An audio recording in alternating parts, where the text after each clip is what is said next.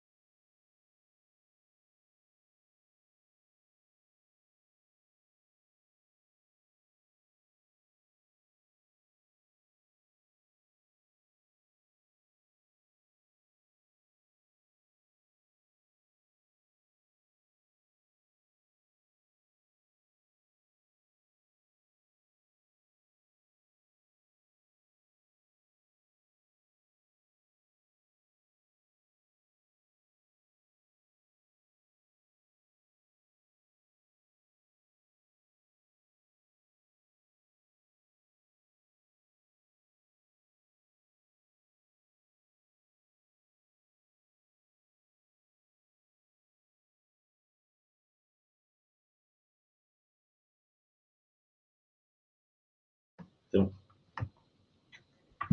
Bonjour à tous. On va laisser encore une petite minute pour que tout le monde puisse se connecter et on commencera donc vers 11h01. Merci à vous.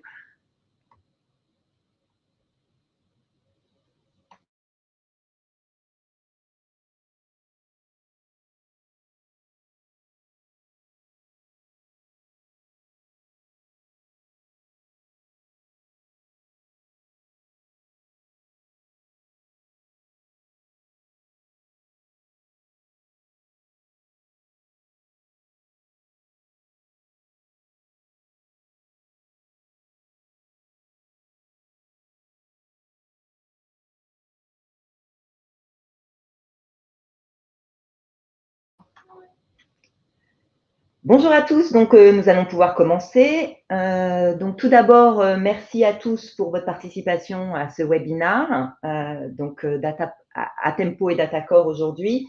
Donc nous vous présenterons la plateforme de protection par excellence contre les cybermenaces. Donc je me présente, je suis Cécile Rodier, je suis en charge du marketing partenaire chez Atempo et aujourd'hui je serai accompagnée donc de Geoffrey Bittard, qui est le Product Marketing Manager côté Atempo, bonjour Geoffrey, et de Laurent Ibars, côté Datacore, qui est Solution Architect Director. Donc, bonjour Laurent. Bonjour à tous. Donc, pour vous donner des petites informations concernant le webinaire, donc la présentation durera à peu près 45 minutes. On allouera un temps pour les questions à la fin de la session. N'hésitez pas à poser vos questions dans l'onglet questions en bas à droite de votre écran. À tout moment pendant la présentation, on y répondra vers la fin. La session sera enregistrée, donc on vous fera parvenir le lien du replay dans les 48 heures. Sinon, qu'est-ce que je peux dire d'autre? Il y a également un sondage qui a été effectué. Donc également en bas à droite de votre écran, vous avez l'onglet sondage, donc n'hésitez pas à y participer. Merci d'avance. Et puis voilà, je pense que on est prêt pour commencer. Messieurs, je vous laisse donc la parole. Bonne présentation à tous. Merci Cécile. Encore bonjour à tous. Merci de nous rejoindre pour ce webinaire. Donc un rapide point sur l'agenda. On va commencer par présenter nos sociétés respectives, donc Atempo et la solution Tina.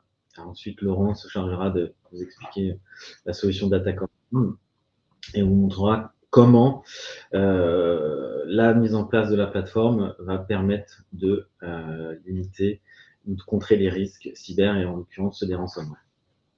Allez, On démarre. Quelques mots sur Atempo. Atempo, donc 30 ans d'expertise dans la data protection et aujourd'hui le data management, une entreprise française avec 100% de sa R&D française, avec présente sur à travers les différentes géos du monde.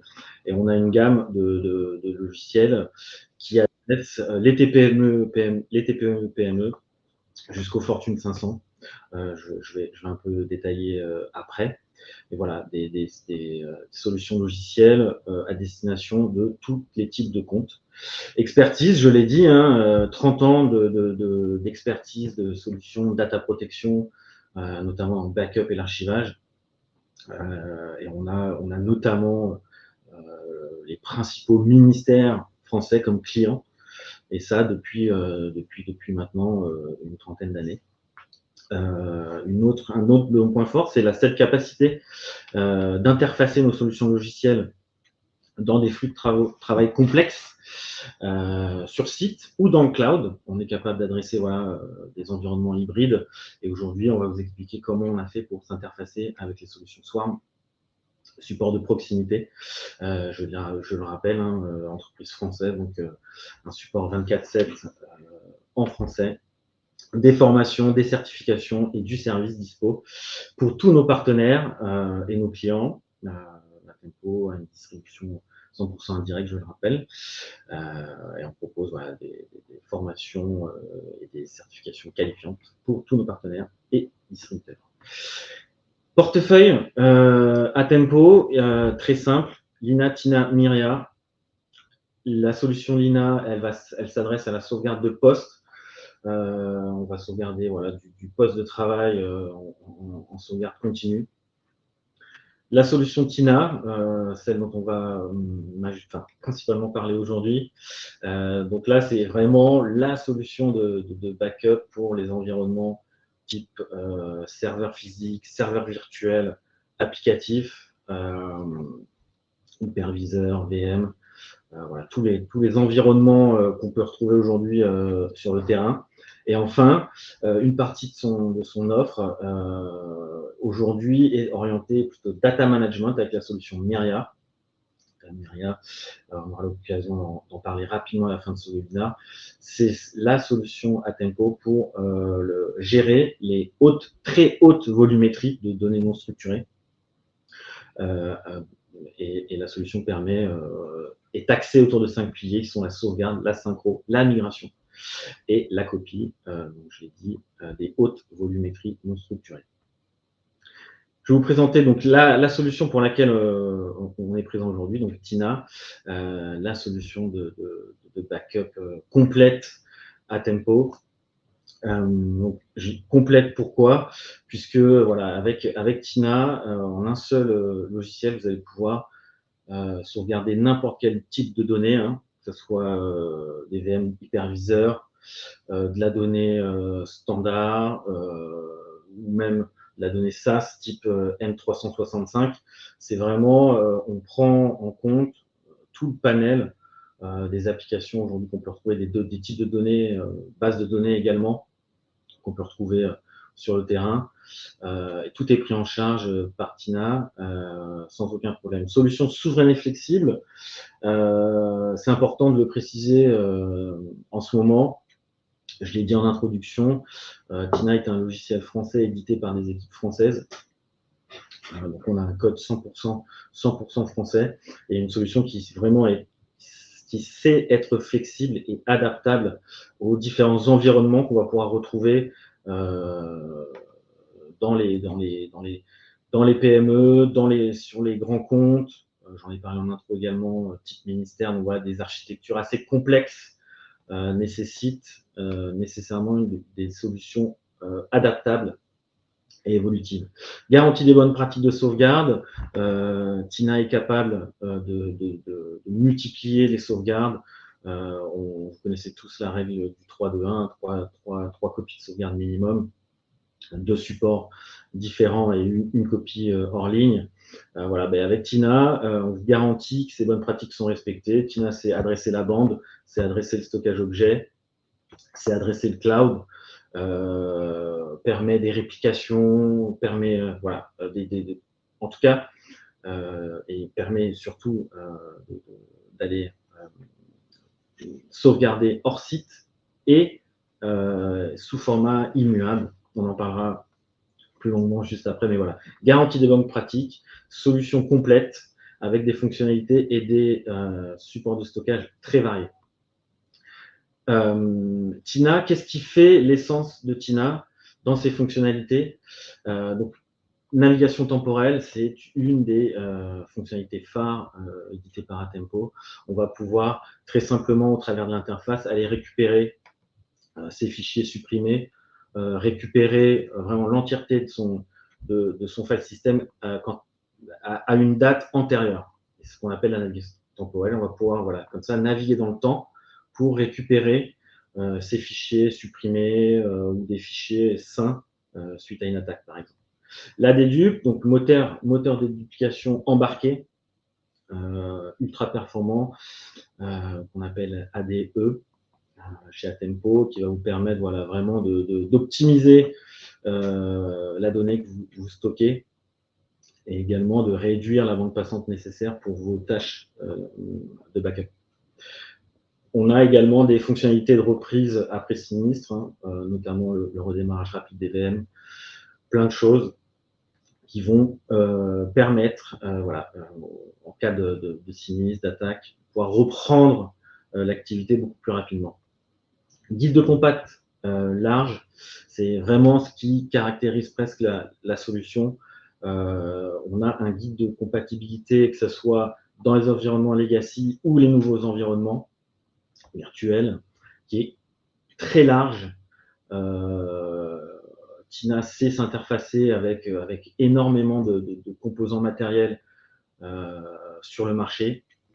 Donc voilà, le guide de compat est dispo d'ailleurs en ligne. Vraiment très large amplitude sur les compatibilités matérielles. Protection M365. J'en ai parlé un petit peu juste avant. Tina a la particularité d'intégrer toutes ces fonctionnalités de backup en une seule solution, notamment la protection M365 complète, emails, OneDrive, Teams, SharePoint. Vous allez retrouver la capacité de sauvegarder M365 avec un Tina classique. Je propose par exemple, vous backupez un environnement virtuel chez vous. Vous voulez, voilà, vous avez beaucoup de collaborateurs qui passent M365. Il y a un besoin de sauvegarder M365. Vous conservez Tina, mise à jour dernière version, vous activez la protection M365. Acteur souverain, j'en ai déjà parlé, voilà, acteur Atempo, acteur français, 100% de code français. Sécurité des sauvegardes, respect des bonnes pratiques, j'en ai également déjà parlé. On va pouvoir, voilà, comme ça, multiplier le nombre de sauvegardes, créer des réplications et permettre d'activer l'immuabilité des données sur les copies de sauvegarde. Voilà, on en arrive à la partie cyber et ransomware en l'occurrence. Je voulais faire une petite intro pour toujours montrer voilà, l'importance des dégâts causés par ce type d'attaque et comment voilà, ce type d'attaque est devenu l'attaque à la mode. Hein. Tous les jours, moi, dans mes lectures, je vois tous les jours une nouvelle entreprise attaqué par un ransomware. On l'a vu avec les hôpitaux dernièrement, Altis aussi, très récemment, la Poste Mobile cet été. Enfin, voilà, vraiment des grosses structures qui souffrent vraiment de ce type d'attaque, ce qui a représenté d'ailleurs 80% des attaques en 2021, pardon, pas 2001. Et aujourd'hui, donc, on va même à parler plus seulement d'encryption des données et de demande de rançon, mais voire de double ou de triple extorsion, puisqu'en plus d'aller crypter vos données de sauvegarde, derrière, le ransomware sait exfiltrer la donnée et va vous double extorsion, va essayer de monnayer la vente de ces données. Donc, en plus de la rançon qu'on va vous demander pour décrypter vos données et pour aller lire et repartir en prod, derrière, chantage et c'est ce qui se passe actuellement d'ailleurs avec l'hôpital de Corbeil-Essonnes, chantage à la rançon sur la vente des données exfiltrées. Voilà, quelques chiffres. En 2021, c'est 6 000 milliards de dollars le coût des ransomware quand on sait que le Covid-19 a coûté 9 000 milliards. C'est vraiment hyper en croissance. Enfin, voilà, des chiffres qui font peur. Voilà, il faut tout mettre en œuvre pour contrer ce type d'attaque. Lutter contre les ransomware, comment on fait?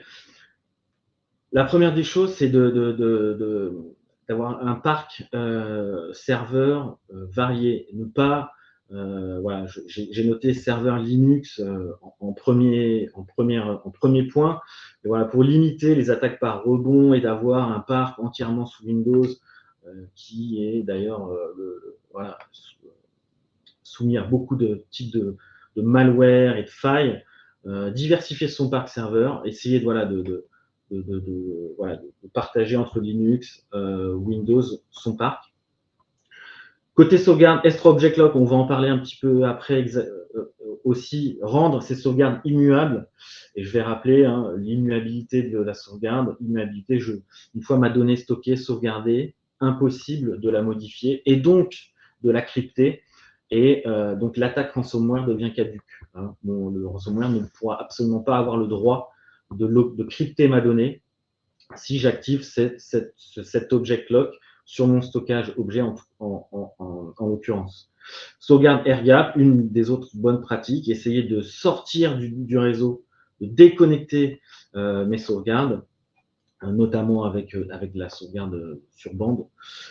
Et encore une fois, Tina permet cela. Autre bonne pratique pour lutter contre les ransomware, le chiffrement des données. Voilà, aujourd'hui, j'en ai parlé avant, on a une chantage sur la revente des données, l'exploitation des données, pour être sûr d'éviter ce type de rançon. Chiffrez vos données stockées. Une fois chiffrées, la donnée est inutilisable et donc non monnayable par les pirates derrière, si exfiltration des données.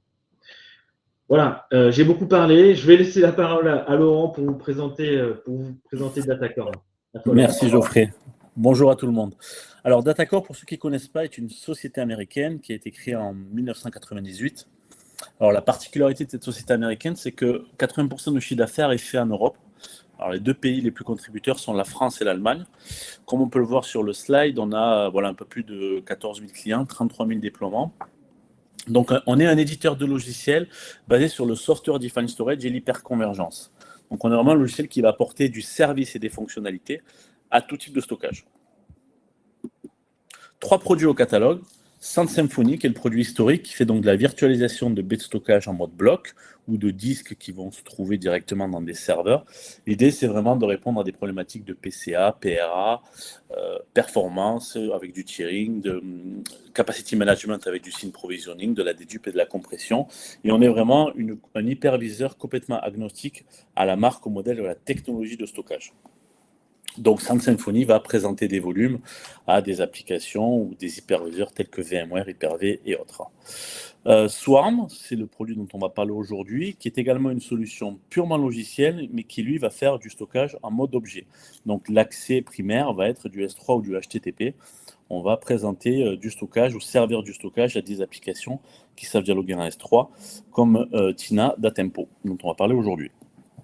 Et le dernier arrivé, suite à l'acquisition d'une société qui s'appelle Mayadata, c'est Bolt, qui lui est un logiciel qui s'installe nativement sur du Kubernetes et qui va présenter du stockage persistant au container avec tous les mécanismes de haute disponibilité et tout ça en NVMe over Fabric. Pardon. Alors, sur Swarm, Swarm, c'est donc, comme je le disais, un logiciel qui va permettre de gérer la donnée de façon intelligente pour l'accès, la diffusion ou l'archivage de contenu. Donc, il y a différents use cases aujourd'hui du stockage objet. Deux use cases sortent vraiment du lot. On a des clients ou des partenaires qui souhaitent en fait implémenter du stockage S3 chez eux, on-premise, pour stocker de la donnée de backup, être un repository de backup, pour du Tina entre autres, et avoir donc tout ce qui est immuabilité, avoir un stockage vraiment étanche et un mode de gouvernance ou compliance sur l'immuabilité, ce qui permettra, en cas de virus sur le réseau, ne pas avoir les bases de données qui soient corrompues. L'autre cas d'usage, c'est de l'archivage de grande capacité légale avec du S3, et notamment pour des clients qui ont par exemple, et on y reviendra dans un slide à la fin, sur de l'archivage de fichiers qui se trouvent sur du NAS, des NAS qui sont prêts à déborder, qui sont consommés à 90-95%, que ce soit de l'EasyLearn, du NetApp, du serveur Windows, tout ce qui est partage de fichiers pour les utilisateurs. L'idée, c'est qu'on a des clients qui souhaitent finalement déplacer ces fichiers qui ne sont plus accédés sur leur NAS, sur leur stockage primaire, et aller les archiver sur un stockage avec un peu plus de durabilité, un stockage secondaire moins cher. Et souvent, ce stockage-là, ça va être du stockage objet, du stockage S3.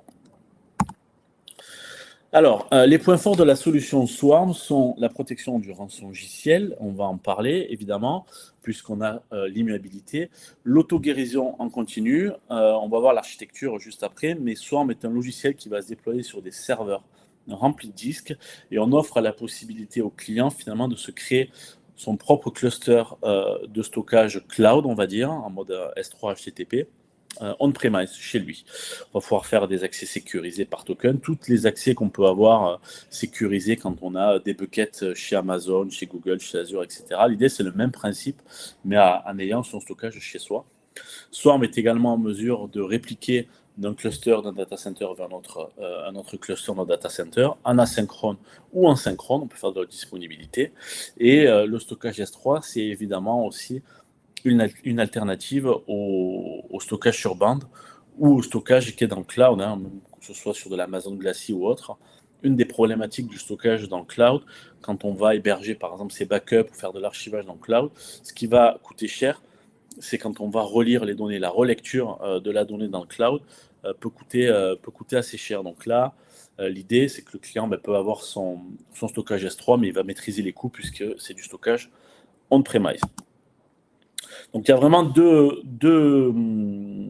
problématiques à aller archiver ces backups en dehors de chez soi ou les mettre dans le cloud. Il y a certaines entreprises qui ne veulent pas que les données sortent de la société. Ça peut être problématique. Et le deuxième point, c'est ce que je disais juste avant, c'est que c'est bien envoyé, mais le problème, c'est la refacturation à la relecture, au téléchargement. Là, ça peut coûter très très cher. Donc les points clés, voilà, c'est protection contre les attaques avec l'immuabilité, le chiffrement, la réplication, sauvegarde sécurisée et restauration rapide avec Atempo, puisqu'on a l'intégration maintenant Tina qui sait en fait aller écrire directement sur du stockage S3, flexibilité et coût prévisible en termes d'administration. L'architecture est la suivante. En fait, on va poser chez le client des serveurs. Alors, Swarm, c'est la même philosophie que les autres produits chez Datacore, et c'est celle qu'on a depuis 24 ans, c'est qu'on ait un logiciel, qu'on ait du Sound Symphony, du Bolt ou du Swarm, qui est complètement agnostique au matériel. Donc, si vous êtes revendeur Lenovo, vous pouvez mettre du serveur Lenovo avec du Swarm. Si vous faites de l'HP, vous pouvez mettre de l'HP avec du Swarm, du Dell, du Supermicro, du Cisco, du Fujitsu. On s'en moque finalement de la marque du serveur.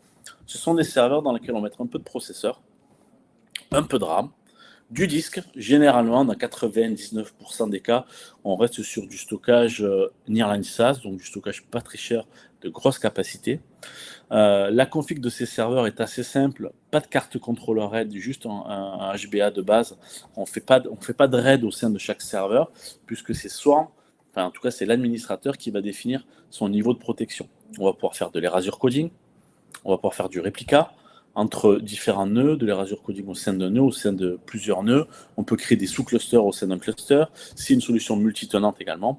Donc voilà, c'est juste des serveurs avec un peu de disque, un peu de RAM et du processeur.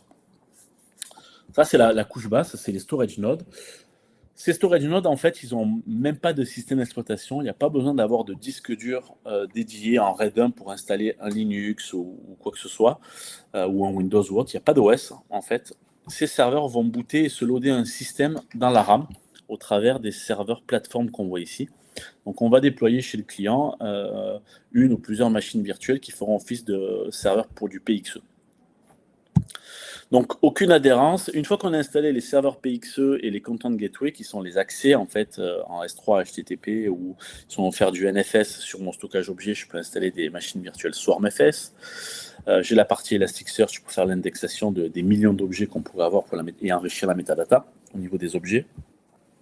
Mais une fois qu'on a installé cette couche de management, derrière les nœuds en fait des storage nodes, ils se déploient très facilement. Je commande un serveur avec du disque, je le déballe du carton, je le rack, je le branche, je démarre, je vais dans le BIOS pour dire que je veux démarrer en PXE, et en fait le serveur redémarre au travers d'un réseau privé.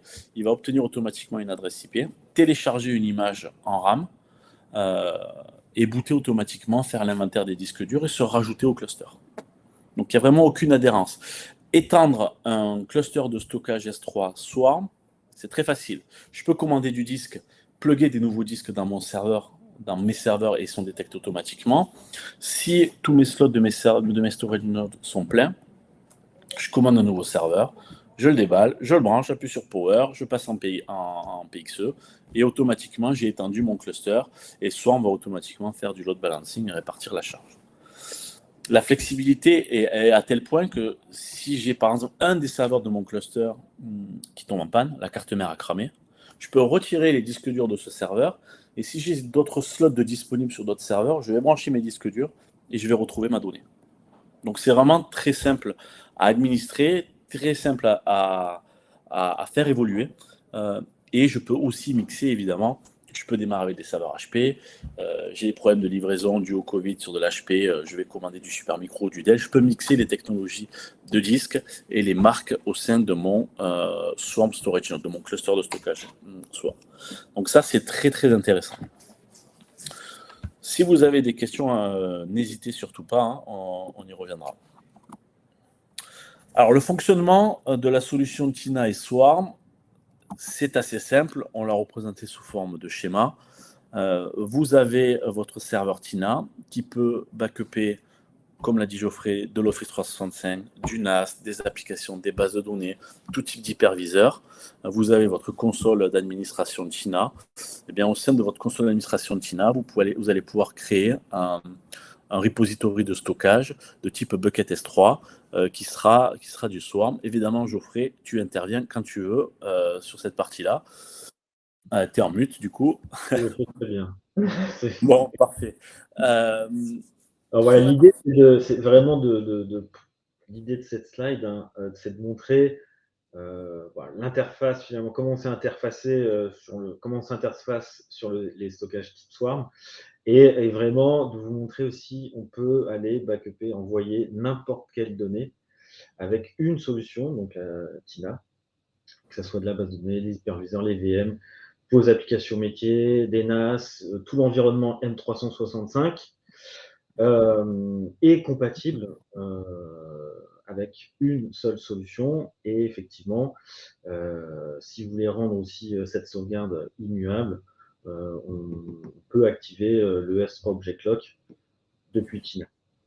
Donc vous, en tant que partenaire, il y a différentes façons finalement. Vous pouvez proposer à des clients d'avoir du stockage Swarm obligé donc chez eux, et ces clients qui ont du Tina peuvent peut-être se débarrasser des bandes et écrire finalement sur du S3 et avoir le mode l'immuabilité. L'immuabilité peut se définir sur des buckets S3 directement dans Swarm, ou l'immuabilité peut se définir aussi sur un job de backup qu'on va avoir dans Tina. On peut dire, voilà, je veux faire de l'immuabilité en mode gouvernance ou en mode compliance. Alors, juste rapidement, la différence entre les deux. Le mode gouvernance, c'est que l'administrateur dit, voilà, tout ce qui est écrit sur ce bucket-là, on est le 15 septembre 2022, mais je veux que ce ne soit pas touché juste pendant 1 an, 2 ans, 3 ans. En mode de gouvernance, ça veut dire qu'à tout moment, l'administrateur peut changer d'avis et dire finalement non, je voudrais que je puisse les modifier finalement à partir du 1er janvier 2023, donc on peut le changer. Le mode compliance, par contre, une fois que l'administrateur a choisi une date, s'il dit je veux pas que ce bucket, ces données soient touchées pendant 10 ans, c'est terminé, il ne peut plus revenir en arrière. Même s'il ouvre un incident au support, en tout cas sur un bucket Swarm S3, si vous contactez le support et vous dites je me suis trompé et j'ai mis jusqu'en 2033, je ne peux plus modifier ma donnée, on ne pourra rien faire. C'est vraiment le mode compliance, on ne peut pas le modifier. Voilà. Donc la donnée, elle est protégée, elle est écrite et de façon immuable. Après, on a tout ce qui est notion de versionning aussi sur l'S3 Object Looking. Voilà, donc ça c'est intéressant. Donc deux cas d'usage. Soit vous pouvez proposer à des clients qui veulent vraiment avoir le stockage S3 chez eux on-premise, de déployer des clusters, un cluster ou plusieurs swarms donc chez le client. Mais vous pouvez vous aussi, je sais qu'il y a certains partenaires qui sont connectés là actuellement dans la session, où il y en a certains qui ont déjà investi dans du swarm et qui proposent du coup du stockage objet à leurs clients.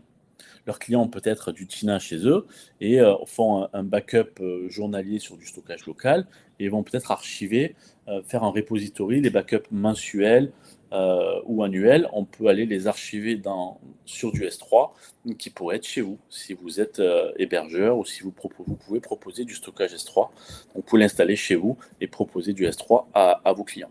Et vendre, après refacturer du terabyte, ça peut être un modèle de vente qui peut se faire. En tout cas, nous, on a certains partenaires qui ont investi dans du Swarm pour reproposer du stockage à leurs clients. Et on a d'autres clients, évidemment, qui ne veulent pas que leurs données soient chez Amazon, chez Google ou autre, mais ne veulent pas non plus que les données soient en dehors des murs de leurs locaux. Donc, ils prennent du stockage S3 chez eux. Geoffrey, quelque chose à rajouter? Non, bah, juste petit point, hein, on a beaucoup parlé d'M365, mais juste une petite aparté pour expliquer, je l'ai mis sur cette slide, mais auparavant on avait Server Exchange ou SharePoint on-prem sur site, hein. Ça fonctionne également si vous avez un Server Exchange SharePoint sur site. Tina va pouvoir également lancer des backups vers Swarm. Voilà, c'était un petit point complémentaire. Donc, si on récapitule un peu les avantages de cette plateforme, de cette solution, donc je dirais que c'est une plateforme évolutive, hein, qui répond aux exigences de croissance des données de chaque entreprise, mais plus que ça, et Laurent l'a très bien expliqué, c'est vraiment scalable. Et Tina Swarm va vraiment pouvoir s'adapter à n'importe quel type d'architecture. Et encore une fois, Laurent l'a bien expliqué, si vous voulez changer de sto, etc., c'est vraiment quelque chose d'assez simple à effectuer. Stockage immuable, hein, stockage immuable avec l'object lock pour les stockages objets en l'occurrence. Donc côté Tina, c'est géré.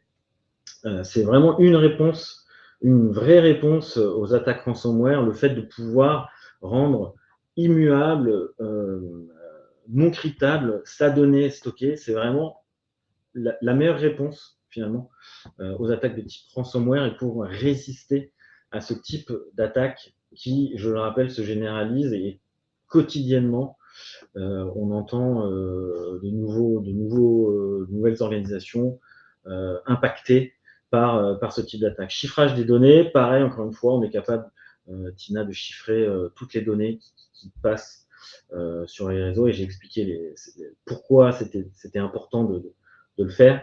Adapté à tous les environnements, Tina est capable d'aller prendre en charge n'importe quel type de données où elle se trouve et d'aller envoyer vers Swarm. Continuer des activités, j'en ai parlé rapidement, mais j'en ai parlé en introduction et Laurent, on a également expliqué, mais quand vous vous adressez à un stockage S3, un stockage objet type Swarm, vous allez pouvoir restaurer beaucoup plus rapidement et avoir des phases de reprise d'activité accélérées. Et c'est pour ça que j'ai noté une disponibilité des données, une haute disponibilité des données grâce à la solution.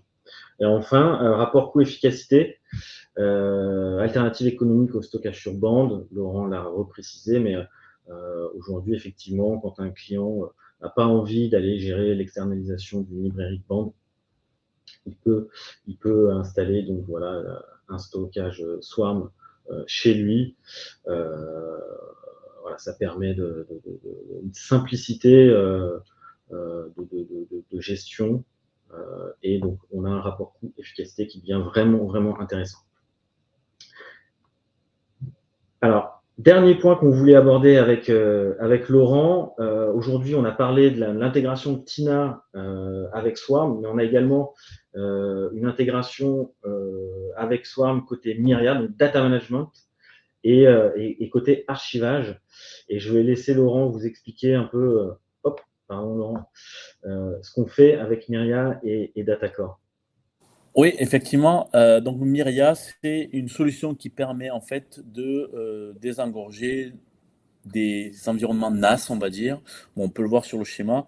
Myria est un data mover, c'est un mode HSM, c'est-à-dire que ça va générer des rapports. Vous avez un client qui a un NAS type EasyLoan ou ce que vous voulez, qui fait 200 Tera par exemple. Ça coûte assez cher, EasyLoan. Je prends cet exemple-là, mais bon, d'autres solutions NAS, peu importe. Et son NAS, il est rempli à 90-95%. Donc il y a deux solutions. Soit il rachète du disque, ce qui coûte assez cher, soit il peut lancer peut-être un petit audit. Et finalement, on sait très bien que sur un NAS, il y a beaucoup de fichiers qui ne sont plus utilisés.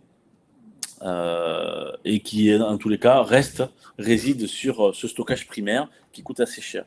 Myria est là pour sortir un audit et dire, voilà, c'est monsieur le client, vous avez tant de fichiers PDF qui n'ont pas été accès depuis 6 mois, 1 an, 2 ans, 3 ans, etc. On peut aller peut-être les archiver sur un stockage qui va coûter moins cher, plus capacitif, peut-être un peu moins performant, mais en tout cas, on va désengorger l'EasyDown pour qu'elle soit vraiment utilisée à bon escient, en tout cas, un peu plus pour ce pourquoi elle est faite, et non pas pour des fichiers froids. Donc Myria va simplement archiver sur une target qui peut être du S3, et évidemment, ce S3, si c'est du Swarm, c'est mieux pour moi, enfin pour nous, non, je plaisante. Mais voilà, Myria est compatible avec Swarm, donc il faut pas hésiter. Myria peut attraper du stockage qui est sur n'importe quel système de fichiers. Vous avez une interface web de management et vous allez pouvoir archiver sur du stockage objet type Swarm, donc sur un data center, où on peut répliquer après entre différents data centers par Swarm, ou Myria. Myria, ça peut être aussi simplement un outil de migration. C'est un outil de migration, un outil d'archivage légal, etc. Voilà. Je ne sais pas, Geoffrey, si tu avais un complément. Non, j'ajoute juste une dernière chose, c'est vraiment un outil dédié aux très hautes volumétries. Et tu as parlé des NAS qui débordent. Aujourd'hui, on a de la donnée structurée qui explose un peu partout.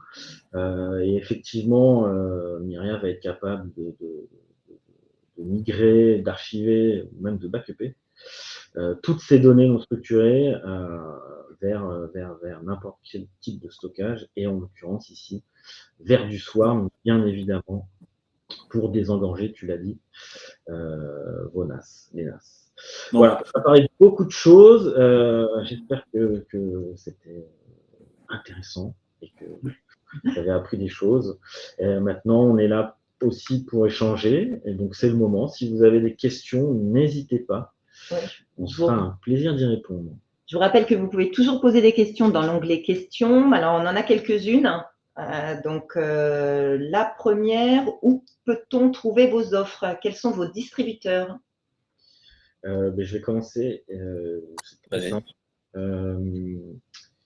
À Tempo, on a une distribution 100% indirecte. On a un réseau de partenaires et de revendeurs assez conséquent en France. Et on a un grossiste qui est Tech Data. Voilà, et je crois que ça peut. Enfin, je vais te laisser par Laurent, si tu veux expliquer ton. On fait également de l'indirect, donc un distributeur et puis les revendeurs, comme vous, par exemple. Et donc, vous, en tant que revendeur, vous pouvez acheter chez Miel, alors Miel, M-I-L-E, L, pardon, sans le E, parce que sinon c'est électroménager.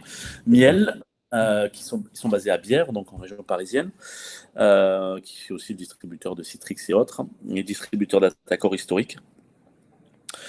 Sinon, il y a Lenovo aussi qui peut revendre des licences Swarm également.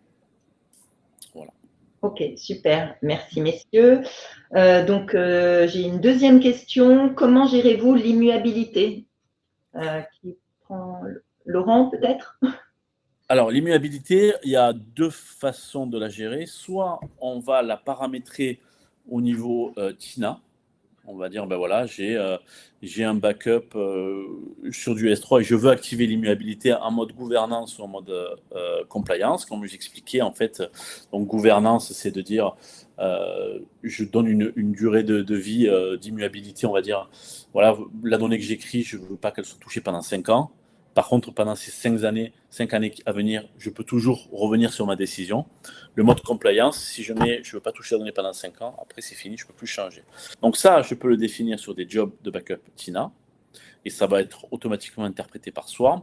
Ou alors, à la création d'un bucket dans Swarm, je peux aussi dire, je veux que tout ce qui arrive là-dedans, que ce soit du TINA ou autre d'ailleurs, sur ce bucket-là, je veux qu'il y ait l'immuabilité, pareil, en mode gouvernance ou compliance. Donc on peut gérer l'immuabilité aussi bien dans TINA que dans Swarm. Parce qu'il y a peut-être d'autres applications, en tout cas si je parle de Swarm, peut-être d'autres applications S3 qui ne savent pas faire l'immuabilité. Nous, on le gère nativement au niveau bucket. Je peux créer différents buckets et activer l'immuabilité que je souhaite sur ces buckets-là. Voilà. L'immuabilité très bien gérée. Je rajoute vraiment l'immuabilité de la donnée. C'est aujourd'hui une des réponses la plus forte pour lutter contre les attaques de type crypto-locking, type ransomware, officiel. Voilà. Donc, Laurent l'a très bien expliqué. C'est vraiment quelque chose à prendre en compte quand on voilà pour ces backups. Voilà. Donc, voilà. On l'a très bien expliqué. J'ai rien d'autre à. Super, merci messieurs. Donc on a une troisième question. Quelle est la différence entre un backup privé et un backup dans le cloud? Oui, bah le backup, je prends la main, Geoffrey. Vas-y. Le backup privé, c'est que les données restent chez soi. Donc on-premise, c'est privé on-premise, c'est le terme qu'on entend. Les données restent chez moi. Et surtout quand je vais relire la donnée, je ne vais pas facturer, je ne vais pas me facturer. Si je mets la donnée chez Amazon, chez Google ou d'autres, ce qui coûte cher dans le cloud, c'est la relecture finalement. La relecture de la donnée qui peut coûter assez cher. Ouais. Donc, vraiment les deux intérêts sur le stockage. Pour aller un peu plus loin, effectivement, backup vers le cloud public, type AWS, Google Cloud ou Azure, on perd la trace de sa donnée. Finalement, on l'envoie dans des data centers, on n'est pas toujours sûr de leur positionnement, et donc et puis on peut être soumis à certaines lois extraterritoriales sur ces données-là. Voilà. Alors que quand vous avez votre cloud privé, votre stockage objet sur site chez vous, mais voilà, on garde le contrôle sur sa donnée, on va aller plus vite à la restaurer, et en plus, on évite, comme Laurent l'a dit, les frais de lecture des données stockées dans les clouds publics qui peuvent vite grimper et faire monter la facture du stockage cloud public. Voilà. Super. Merci messieurs. Pas d'autres questions pour le moment. Du coup, on va quand même laisser la session ouverte quelques minutes. Donc, n'hésitez pas à laisser vos questions si vous en avez qui vous reviennent. Nous vous y répondrons. Et puis, pour terminer, nous vous remercions à tous d'avoir participé à ce webinaire. Nous vous souhaitons une très belle journée et puis à très bientôt. Merci messieurs encore pour cette Merci Cécile, merci. À bientôt. Au revoir. Merci Laurent. Au revoir. Bonne journée, merci à tous.